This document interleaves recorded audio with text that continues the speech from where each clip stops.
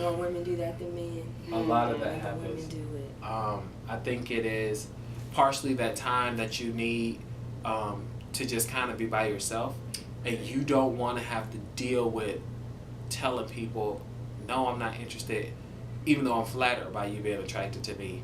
I'm not ready, I'm not interested. So that ring, I think, creates that boundary between you and other people. You can get as close to them as possible, and as close to them, and you can be open, you can laugh, you can joke with them without them thinking you're trying to flirt with them because you're still married. And so you don't have to worry about the boundaries. I will tell you, when you get a divorce and you take your ring off, but you don't want to be with someone, you have to worry about the boundaries. You have to watch what you say to people. You have to watch how close you get with people, because the most innocent of conversations, a person can think, yo, I'm feeling you, I want to date you. And it almost hurts if you're already hurting to have to go through that. It hurts, it's exhausting. I don't want you to like me. I want you to be friends with me. And it almost never happens that way. The person almost always takes it the wrong way. And it makes you really, I mean, it's made me want to put my ring back on. Really? Yeah, so I'm just going to put my ring back on because, you know, I was looking for a friend, and obviously you wanted to be so much more. Right. Yeah. So. Well, but how do you guys feel about, you know, some of the women who wear their rings? Like I said, I know many men who do this, but they still wear their ring. They're divorced, or maybe never been married, but they have their ring on. And when you ask them about it, they say it's because they're married to God. Oh, that's a good one. I'm gonna let you go. But they're saying it seriously, like they're saying it because they're not interested in the guy, or no, there's like it. Maybe it's not a guy that asks them. Maybe, you know, like let's just say one setting I know in the group of at a Bible study we were at in the group, and then somebody did ask a young woman, well, why are you wearing a ring? Because, you know, I know she hadn't got married yet, and she's like, well, I'm married to God, and so I have my ring. But how do you plan on meeting anyone if you have a ring on your finger? That is a surefire sign of not getting anyone. Well, I think it's funny because these people that have this ring on that's married to God are praying to God to help them find a mate, yet they look married. Exactly. You know, I think it's hilarious because I know a lot of people do it. Yeah. I know people who say it, but I've never physically seen the ring on someone's finger. I've seen the ring. Really? Yeah. You know, most times, well, I won't say most times. The times that I've seen it, a lot of times it's to help the person not to have sex. So the person is trying to abstain until they find someone who they feel like is husband or wife material. And they feel like by saying that would then draw a godly man. I personally do not think that is the truth. I don't think that there is anything backed up in the Bible that proves that. I think that is a very religious taught practice that I have not seen many people outside of the black race that does that. I know, me either. But I do know, growing up in the Kojic church, that you do have some women that do that. And you know, if you're looking for somebody who is brought up in that culture, who is used to seeing that, then you very well may have somebody who is attracted to the fact that you are making it known that you are holding out for Christ, holding out for the promises of God. Yeah. But still, my question is, how do you meet people if you have a ring on your finger? They do it in church functions. So to the average person, explaining that you have a ring on your finger holding out for God is foreign. The only people that understand that are people who are Christians. So most of these people, that's what they want. They want a Christian husband. So they don't have a problem doing that because I don't want to date you who don't know what this ring means. Yeah. So they are dating and mingling in their own Christian circles. And that is perfectly normal to them. And it's normal for the guys that see it and experience it.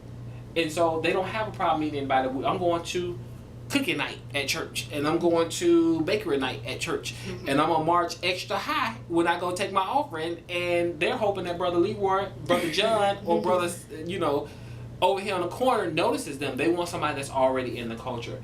They are not open to dating outside of the church. Not necessarily the church, meaning Christ's church.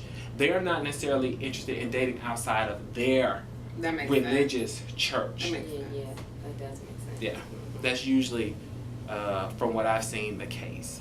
But Hey, to each their own. If you holding out, how do you transition to talking about your sexual needs if you holding out for anybody? Exactly. That's difficult. How do you do that? If you're a Christian, because you know you got to be pretty high up there spiritually to be talking about your ring and you married a guy. Sure. How do you transition to talking about your sexual needs before just jumping right into the boat and investing so much time in a person? Most Christians don't even having sex anyway. Wait a minute.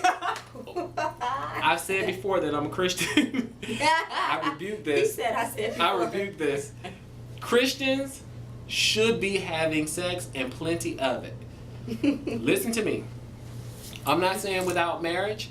I'm not saying premarital sex. I'm not going into that. That is up between you and God. But what I am saying is that if you are married, I've said it before, if you are married, a healthy marriage has Sex. A healthy marriage, I agree. A healthy marriage I has agree. sex. Yes. Now, if you're a single Christian, I don't know about that. But that's just me. I'm not touching that. That's just me. I'm not touching that. I'm not gonna touch that. It's But it's like if you're a single Christian, you meet another single Christian, you all are doing pretty good at abstaining, right? if abstaining is what you believe in, then okay. Yeah, then you're doing that, okay? You're trying to do that with each other. So I get your question. It's like, when is it okay to talk about sexual needs? Well, the That's a problem. good question. Yeah, the problem is if you're so spiritually minded, you know, if everything we talk about gotta be God, spiritually minded, how do you talk about something that's carnal? Because even though I'm not saying that sex is carnal, because it's a spiritual experience, but how long my dick is carnal. Yeah. You know what I mean? Yeah. And you want to know, right? You want to know. You want to know if I can spank you, slap you, and you don't want to leave that stuff to chance.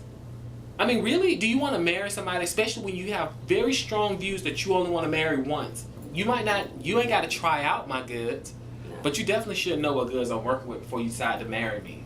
That's true. I personally think. Now, my beliefs are my beliefs, your beliefs are your beliefs. Right. But We're not bashing any beliefs at all. we are not. We are not here to judge. We're here to We're not. entertain, and we're here to inform and have a good time. But, you know, certainly, everybody want to know what they getting, right? Yes, everybody wants to know. Everybody want to know what they getting. So how do you transition? Yeah. That's a good question.